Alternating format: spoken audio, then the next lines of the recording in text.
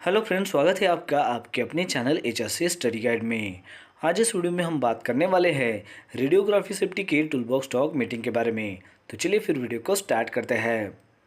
दोस्तों, जैसा कि आप सभी को पता है कि किसी भी काम को शुरू करने से पहले टूलबॉक्स टॉक जो मीटिंग है वो कंडक्ट की जाती है। तो आज हम यहाँ पर रेडियोग्राफी जो एक्टिविटी है उसके बारे में बात करेंगे कि उसके रिगार्डिंग अगर हमें टूलबॉक्स टॉक मीटिंग अगर कंडक्ट करनी होती है तो उसमें जो है हमें क्या बातें जो है बोलना काफ़ी ज़रूरी होता है।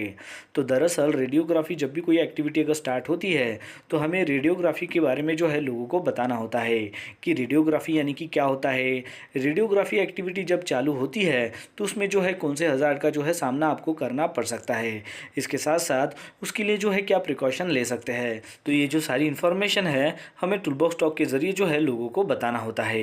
तो आज हम यहाँ पर यही जानने वाले हैं। तो चलिए देखते हैं। तो सबसे पहले देखते हैं कि रेडियोग्राफी यानी कि होता क्या है।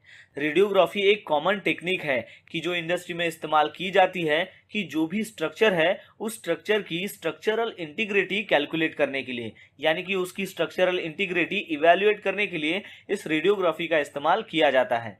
इस रेडियोग्राफी में क्या होता है कि लार्ज अमाउंट में आयोनाइजिंग रेडिएशंस होते हैं और ये जो रेडिएशंस होते हैं वो किसी ऑब्जेक्ट यानी कि जो स्ट्रक्चर है उसके ऊपर पास किए जाते हैं और फिर जैसे ही वो ऑब्जेक्ट यानी कि जो स्ट्रक्चर है वो उसे जैसे ही एब्जॉर्ब करता है तो उसमें जो भी वेरिएशंस है उसके थिकनेस में या फिर उसके डेंसिटी में कि जो किसी डिफेक्ट की वजह से आए हैं तो उस रेडिएशंस के फिल्म में शो करता है।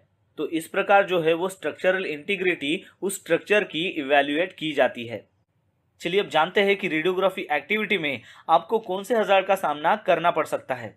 ध्यान में रखिए कि जब भी रेडियोग्राफी टेस्ट होती है तो उसमें से निकलने वाले जो भी रेडिएशंस है वो बहुत ही हार्मफुल होते हैं और उनका बहुत ही हार्मफुल इफेक्ट हमारे हेल्थ के ऊपर होता है। जैसे कि ये जो रेडिएशंस है उसका अगर एक्सपोजर कोई पर्सन एक्सपोज कर रहा है और वो बहुत ही लॉन्ग टर्म पीरियड तक उसको एक्सपोज कर रहा है तो उस पर्सन के जो भी सेल्स है उसको वो डैमेज कर सकता है। फिर आता है लॉस ऑफ हेयर यानी कि बाल चले जाना। फिर उसके बाद है कि जो भी ये रेडिएशंस है उसका अगर डोज बहुत ही ज़्यादा है तो उसकी वजह से स्किन बर्न भी हो सकती है। फिर आता है कि इस रेडिएशंस की वजह से कैंसर भी हो सकता है।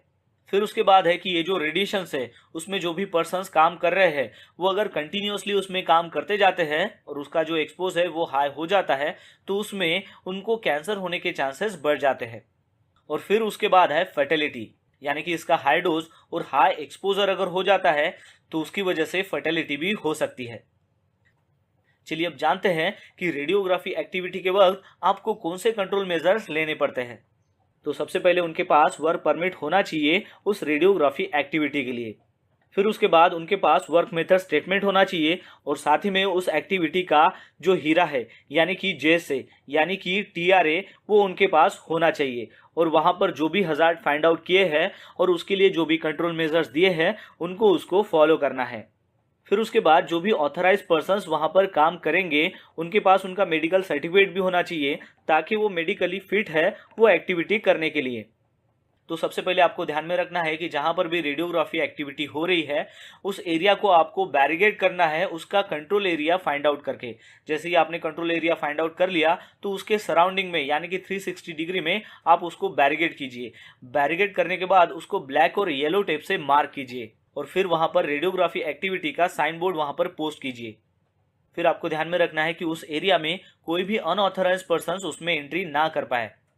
फिर आपको ध्यान में रखना है कि जहाँ पर भी रेडियोग्राफी हो रही है, मान लीजिए कि आप नाइट में रेडियोग्राफी कर रहे हो तो उस वक्त आपके पास वार्निंग लाइट और अलार्म होना चाहिए ताकि उसकी वजह से जो भी आउटसाइड में वर्कर्स है जो उस बैरिकेशंस के बाहर हैं उनको आप इजीली अलर्ट कर सको कि इस एरिया में रेडियोग्राफी एक्टिविटी चालू है और यहाँ पर अनऑथराइज पर्सन्स को आना मना है।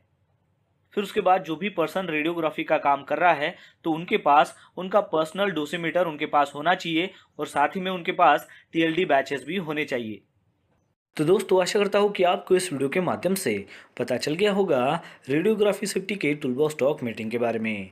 तो बस आज के लिए इतना ही, मिलता है नेक्स्ट वीडियो में एक नए टॉपिक के साथ में। तब तक के लिए टेक केयर, बाय बाय।